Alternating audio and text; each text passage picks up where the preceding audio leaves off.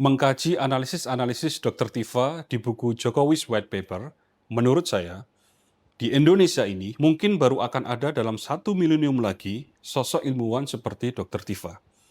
Kombinasi kematangan saintifik dalam bidang neuropolitika dan keberanian mental di dalam mempublikasikan temuan berisiko, ditambah fakta bahwa beliau adalah seorang ibu, menjadikan Dr. Tifa sebagai senyawa super langka yang belum tentu dapat ditemukan kembali dalam kimia peradaban saintifik Indonesia di dalam 1 milenium ke depan. Mengapa Dr. Tifa begitu langka? Pertama, karena kajian ilmiahnya adalah neuropolitika, sebuah simpul kompleks yang mempertemukan khasanah keilmuan neuroscience perilaku, psikologi kognitif, dan ilmu politik kritis yang mampu menjelaskan bagaimana relasi jejak respon biologis dan pola kognitif manusia dengan fenomena sosial politik. Berhasil menyingkap sedikit saja ruang gelap dari domain permasalahan ini, ia tidak hanya mencerahkan, tapi menyudahi kegelapan. Sebagai contoh, di dalam buku Jokowi's White Paper, Dr. Tifa menganalisis 35 pernyataan publik Jokowi dalam rentang waktu 2019 hingga 2025 terkait dengan pendidikan S1 Jokowi. 51,4% jawaban Jokowi cenderung bersifat umum, 26% menunjukkan jeda dalam respon, 20% mendelegasikan ke pihak lain, dan hanya 2,9% yang memberikan detail personal autobiografis. Yang itu semua mengindikasikan minimnya kontribusi hipokampus. Hipokampus adalah bagian dari otak yang mengkonsolidasikan memori autobiografis. Sehingga jika seseorang pernah benar-benar kuliah hingga wisuda, maka hipokampusnya akan menyediakan detail ingatan perjalanan kuliahnya, dosennya, peristiwa pentingnya, dan lain sebagainya. Sebaliknya, jika dia tidak pernah mengalami kuliah hingga wisuda, maka hipokampusnya tidak mampu menyediakan detail riwayat kuliahnya dan mengirimkan beban tambahan kognitif tersebut kepada bagian otak lainnya yang bernama korteks prefrontal ventromedial, yang karena terpaksa harus bekerja keras menyusun narasi yang koheren, sembari menekan emosi, ia mengalami kebocoran beban kognitif yang kemudian menghasilkan konstruksi narasi yang cenderung dangkal, repetitif, delegatif, dan penuh jeda kognitif. Lebih jauh lagi, Dr. Tifa menganalisis ekspresi mikro wajah Jokowi ketika disinggung tentang ijazah dari 25 cuplikan video. Ekspresi mikro adalah perubahan wajah yang terjadi dalam waktu cepat, sekitar 1/25 hingga 1/5 detik, dan seringkali merupakan manifestasi dari aktivasi amigdala, bagian dari otak yang mendeteksi ancaman. Dr. Tifa menemukan 56% ekspresi mikro berupa alis berkerut, 44% berupa bibir ditekan, dan 36% berupa senyum asimetris, yang menurut studi sebelumnya, ketiga ekspresi tersebut adalah indikator klasik dari frustasi, represi emosi, dan ketidaknyamanan sosial. Tidak hanya sampai di situ.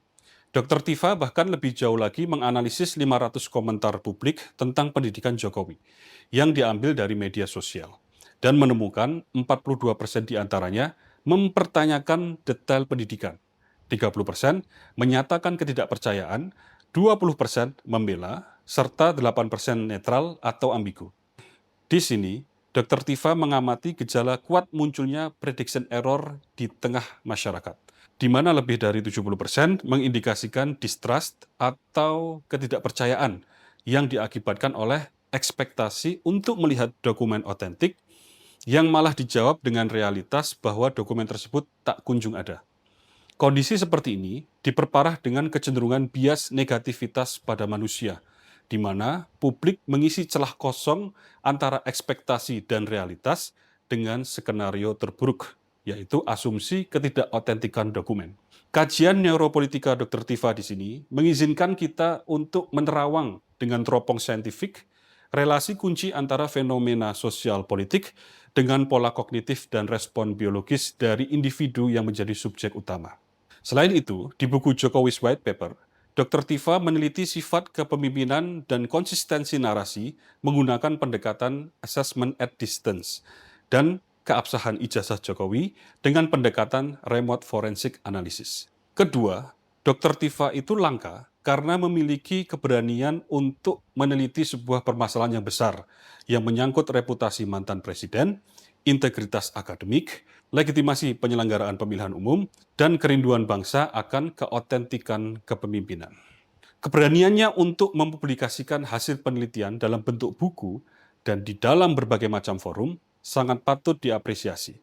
Belum tentu mentalisme seperti ini bisa kita dapati di kampus-kampus di negeri ini. Ditambah fakta bahwa beliau adalah seorang perempuan dan seorang ibu.